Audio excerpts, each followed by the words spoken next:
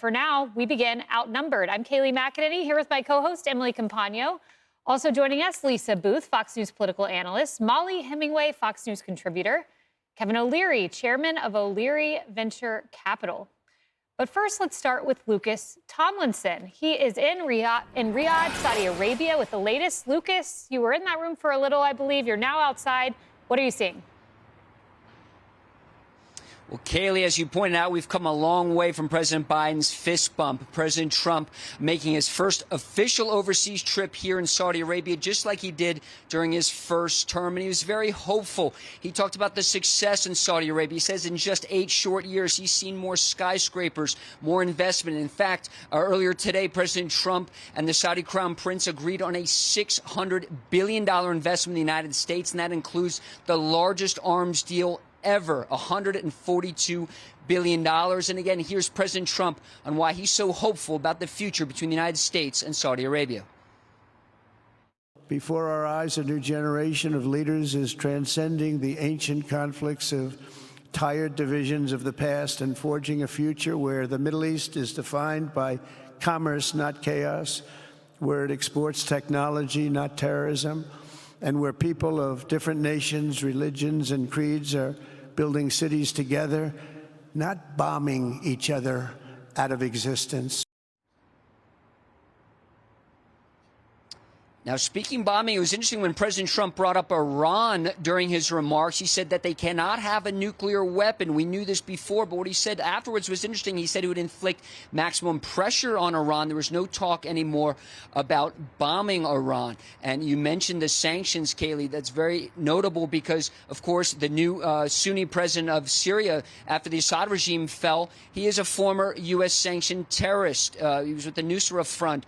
He fought against the United States, but people are hopeful, bear with me, because they don't want to see Iran going back into the country. They don't want to see Syria being used as a forward operating base by the Iranian regime. And you mentioned in your open, President Trump had some pretty harsh words for those who came before him, not just President Biden, who, of course, infamously called the Saudi Crown Prince a pariah, visited here during the midterms before the midterms in 2022. He had some harsh words about his predecessors, nation builders, if you will. Let's roll the tape. The gleaming marvels of Riyadh and Abu Dhabi were not created by the so-called nation builders, neocons, or liberal nonprofits like those who spent trillions and trillions of dollars failing to develop Kabul, Baghdad, so many other cities. In the end, the so-called nation builders wrecked far more nations than they built, and the interventionists were intervening in complex societies that they did not even understand themselves. And so, again, President Trump saying this, he's back, and what he's doing is solidifying the relationship. It's notable that this is his first stop on his first official overseas tour, and the president gave a lot of plaudits to the Saudi Crown Prince Mohammed bin Salman. It was notable when he arrived here. I'm not sure if you have the video to roll, but when Air Force One arrived here in Riyadh, there was the Crown Prince at the bottom of the stairs from Air Force One. You did not see that when President Biden came here in 2022. There were Saudi F-15s escort Air Force One here to Saudi Arabia. A very hopeful message and a restoration of this relation here between the Saudis and the Americans. And it was very notable, Kayleigh. One last thing. President Trump, when he walked out to give his big speech here in Riyadh in front of, by the way, the Fortune 500, he walked out to Lee Greenwood's God Bless the USA. Ladies, gentlemen. Yes. Well, Lucas, keep us updated. There have been rumblings about a diplomatic deliverable, possibly. So keep us updated if you hear more. Thank you very much. You know, Kevin, there was a administration official who said to Politico's Dasha Burns, I thought a great question that kind of sums up the difference between Biden and what we're seeing with Trump. When was the last time that you had a president do such a heavy foreign trip focused almost exclusively on investment? It's a great question. And we heard him there talk about the first 3 rows who, he said, they toss and turn at night. And he said, you worry about the ones who don't toss and turn because they don't take you to the promised land, meaning the investors, the businessmen. You're a tosser and a turner. What do you make of the remarks? The president said in his remarks there are no permanent enemies, only permanent interests is what he's imputing there. And really what's going on with this trip are two things. One is China. He doesn't want China to develop a relationship in what I call the Middle East circle of friendship, and that is Saudi Arabia, Qatar, and the United Arab Emirates. And then you ask yourself, why are all these AI guys with him? What's with that? And I'll tell you what it's about. At the end of this week, he has a meeting in Abu Dhabi. And what's happened in the last 2 years, maybe it's taken 3, but U.S. is number 1 in AI development and spending. Number 2 is China. Number 3 now, and very advanced in certain verticals, is the United Arab Emirates. They are so far ahead in many different verticals.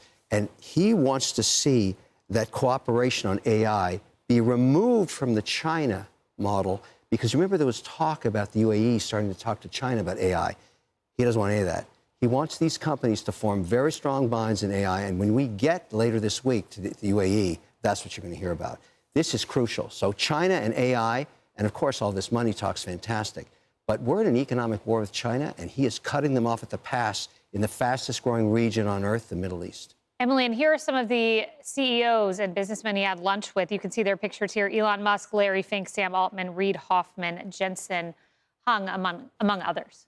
We talked about throughout the atrocities that Hamas has committed on the Israeli people, especially in light of, the hostage situation for almost 600 days and the like. We talked about that the surrounding countries wanted a path to peace in the form of commerce, and that they were absolutely open to and supported recognizing the Jewish state, its independence and its sovereignty in the long-term investment for the betterment of their people in the way of commerce, i.e. that, yes, business rules, and that it is sort of an archaic past that they were trying to leave behind. And I appreciated so much the president with his point here, all about investment, all about the future of business, and offering a path forward, he said.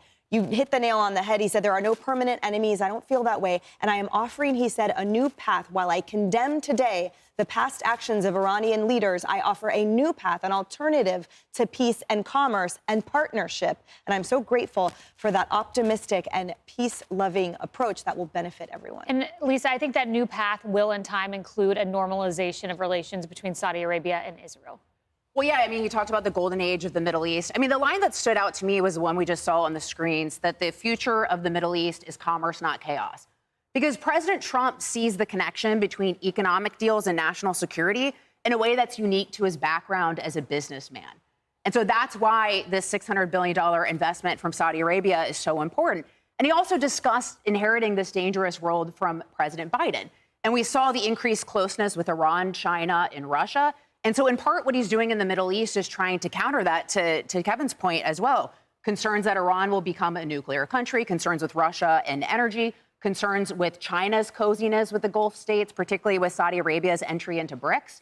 And so, I find that line the most interesting and most unique to President Trump with that business background. Molly, you expressed some jubilation when you heard him call out the nation builders. Yeah, first of all, I want to point out that Reid Hoffman is sitting there in the front row, and he secretly financed so much of the Democrat lawfare against Trump and other people. So I guess that's an example of no permanent enemies. Kind of surprising to see him there. But yes, this is peace through strength and prosperity through partnerships. He calls out the warmongers who find it very easy to enter into war without a plan or strategy for how to succeed. And he said that the people who were nation builders had wrecked far more nations than they had built, and the interventionists were intervening in complex societies that they did not understand. He says, we're not doing that anymore, and instead we're building a strong economy through this partnership with other people. It's a very different approach than what our country was subjected to for the past few decades. Yeah, the past few decades, regardless of which party was in control of the White House. That's exactly right. Hey everyone, I'm Emily Campagno. Catch me and my co-hosts Harris Faulkner and Kaylee McEnany on Outnumbered every weekday at 12 p.m. Eastern, or set your DVR. Also, don't forget to subscribe to the Fox News YouTube page for daily highlights.